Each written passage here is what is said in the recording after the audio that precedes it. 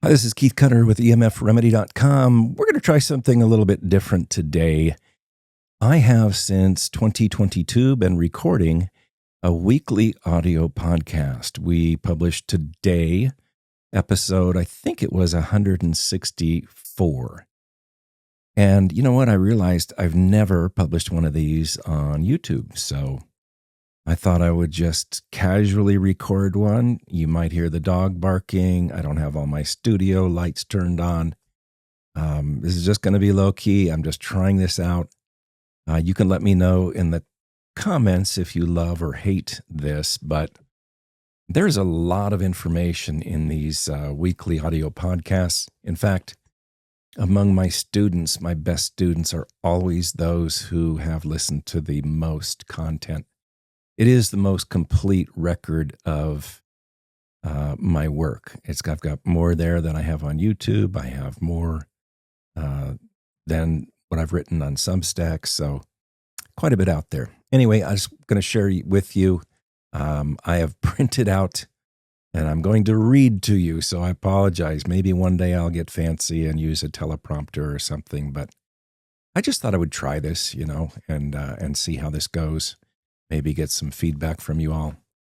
So as by way of introduction, many of us sense that something is wrong, but lack the words to name it. And in this episode, I offer a lexicon, and we'll talk about what a lexicon is in a minute, for what I call the electroplague, and clear language for an unseen struggle shaping the places of labor, liturgy, and lodging, and ask the deeper question, how do we win a silent war we never agreed to fight? All right, so if that sounds intriguing, take a listen. I'll put some information on the weekly audio podcast, how to subscribe, in the comment section, if I remember to do so. And just let me know what you think. Let me know what you think of doing the video podcast as well. So I think the words that we choose in this battle, I think they matter.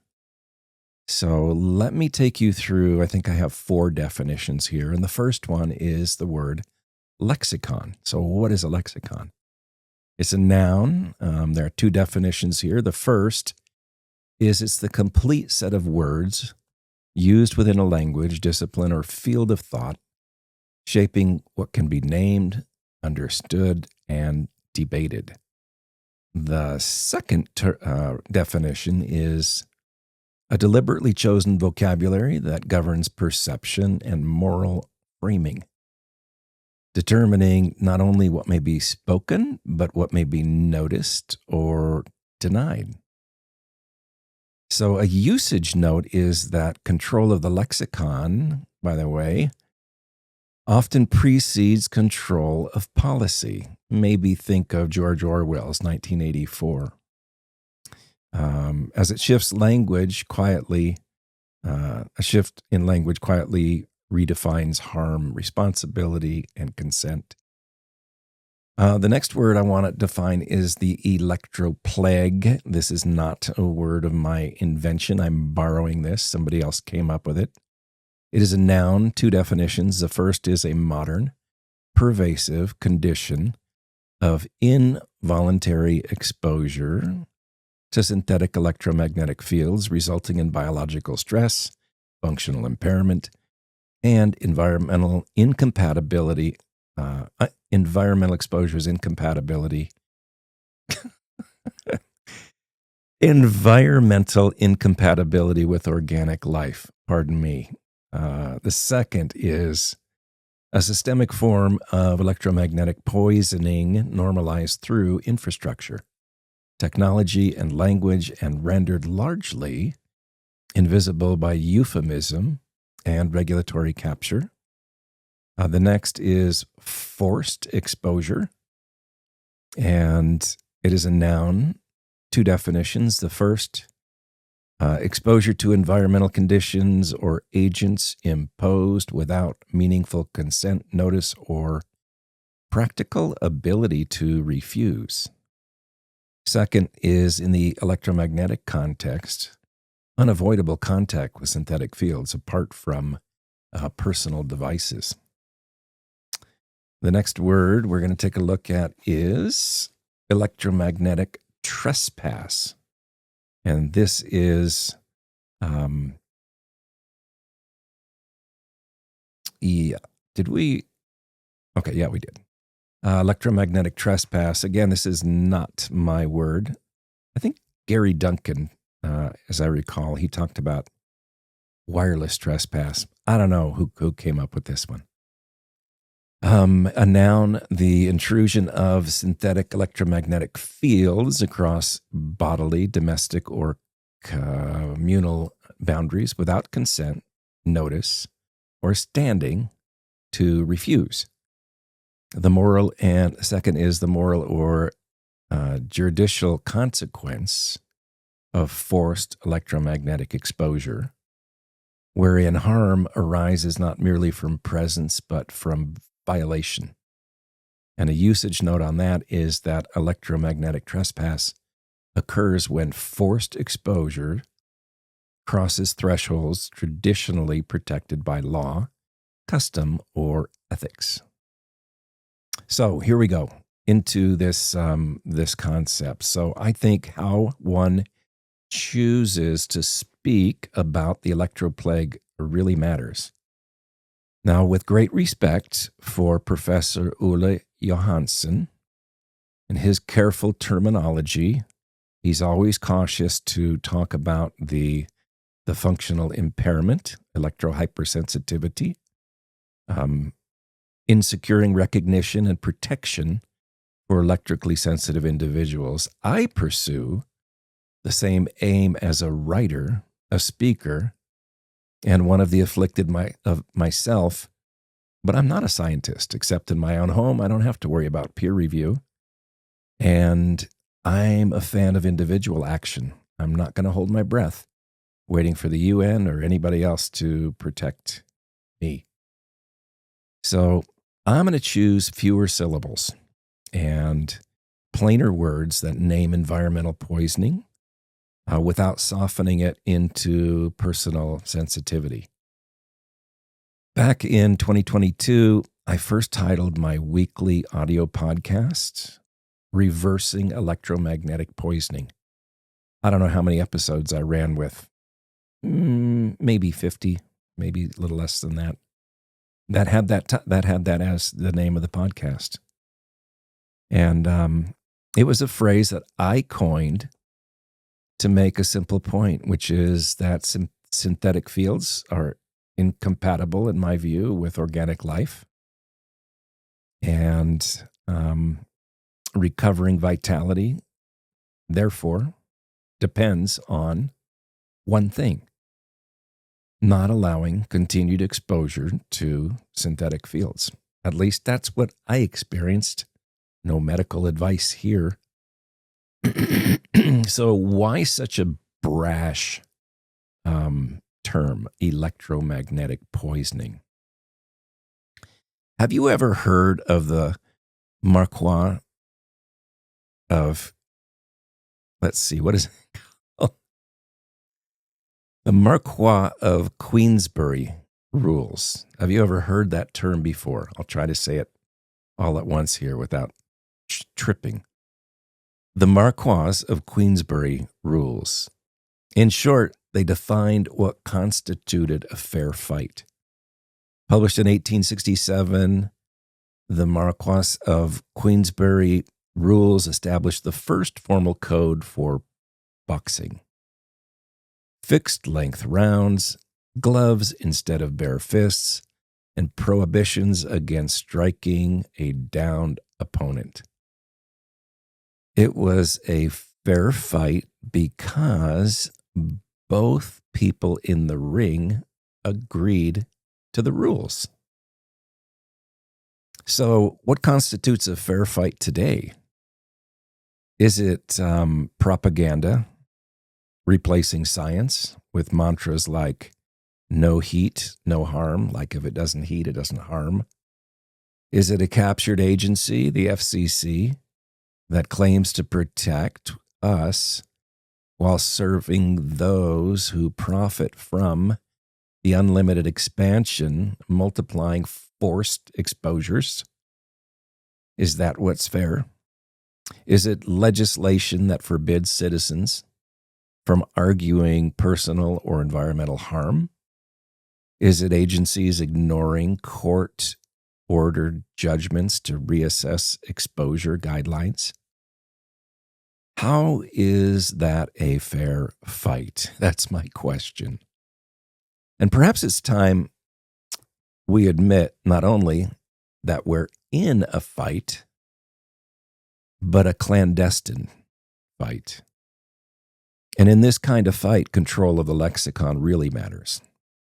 Words determine the shape of public thought, I believe. History reminds us that when language is managed, perception follows. So, during wartime, collateral damage replaced civilian casualties. In politics, enhanced interrogation replaced torture. And each shift dulled moral clarity, turning what was once unthinkable into acceptable. The same principle applies whenever truth is inconvenient. Change the words, and you change what the public can even notice. That's why defining terms clearly and guarding them from distortion is an act, I believe, of integrity. This is why I prefer to name electromagnetic poisoning as the source of what I call electrical sensitivity when I write or speak, or even ES to be more brief and neutral. I also use the term forced exposures where appropriate, because in reality, have any of us truly opted in? Once named clearly, a second truth becomes unavoidable. Escape is no longer a default condition. In modern life, avoidance requires foresight, discernment, and careful planning. So now I would like to look at 3 important places and what the electroplague is doing in these important places. Places of labor, places of liturgy, and places of lodging. So let's go through these briefly. In places of labor, dirty electricity is now a certainty in modern workplaces, generated by the abundance of electronic devices and switching power supplies that contaminate building wiring with high-frequency voltage transients.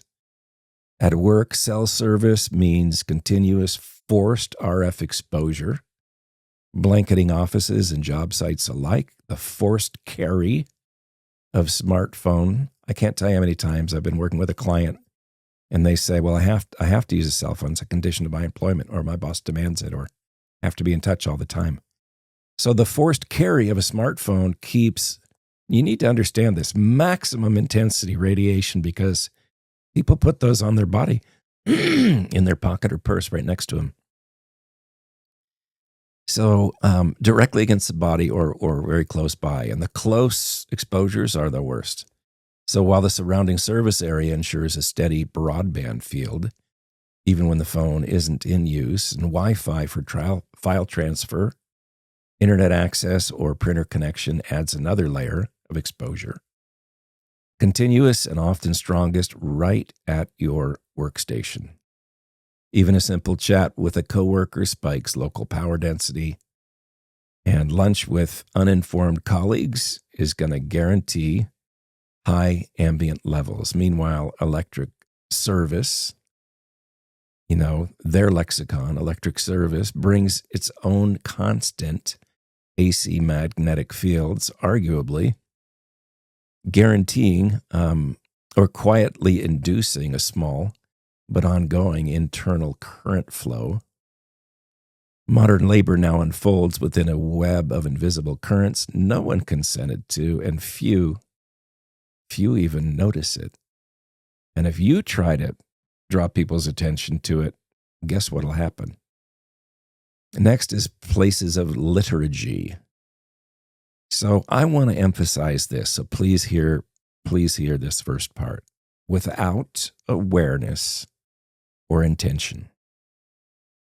Where two or more are gathered, those who need it most are excluded, not by strange fire, but by strange light, if you understand what I'm saying. Preferring devices over those created in the image and likeness of God. Fragmenting the body in ways that politics and prejudice never could. Once peaceful places of worship are defiled through the idolatrous embrace of smart devices. Sanctuaries meant to embody the love of God and the love of the neighbor are saturated with addiction-driven technologies emanating continuous radio frequency radiation upon all who gather. In spaces set apart for prayer, worship, and instruction, the shared liturgy that forms a people into one body is displaced by the liturgy of tech worship. And finally, I want to look at places of lodging. So at home, there is no true refuge without proper planning anyway. A neighbor charging their electric vehicle, if their home is on the same transformer as yours, they're going to pollute not only their electrical system, but yours as well, a forced exposure. The unending radiation from nearby cell towers replaces the historical and legally recognized notion of quiet enjoyment of one's castle. Do you understand what I'm talking about? Do you understand where our system of law came from? Neighborhood Wi-Fi becomes neighborhood peril. Overhead power lines, you can take care of, to some extent, the dirty electricity in your home. But if you've got overhead power lines, you're not going to do anything about the dirty electricity from those or the electric fields from those. Poorly implemented cable or fiber internet can render a home uninhabitable overnight. I've seen that through my work with clients. So Marquis of Queensberry rules. You got to be kidding. This has never been a fair fight. There was no consent, no meaningful notice, and no standing to refuse the terms under which this clandestine game is played. We are living through a modern plague, an electroplague that few recognize. Let us be bold in our speech. Electroplague, electromagnetic poisoning, forced exposures, electromagnetic trespass. And while we wait for justice, take action, my friends. Carefully evaluate your home environment or have a professional, preferably in your local area, do that. And reduce exposures for yourself and for those you love. So that's it for today. Thank you for trusting me as your guide. If you're suffering, you are not alone. Improvement is possible through thoughtful exposure reduction and with the right knowledge, tools, and mindset. If you're a professional called to do this work, you're not alone either. Keep learning, share freely. Don't hold any trade secrets. Join me in praying that this episode may be a blessing to many. I'm Keith Cutter with EMFremedy.com. See you next time.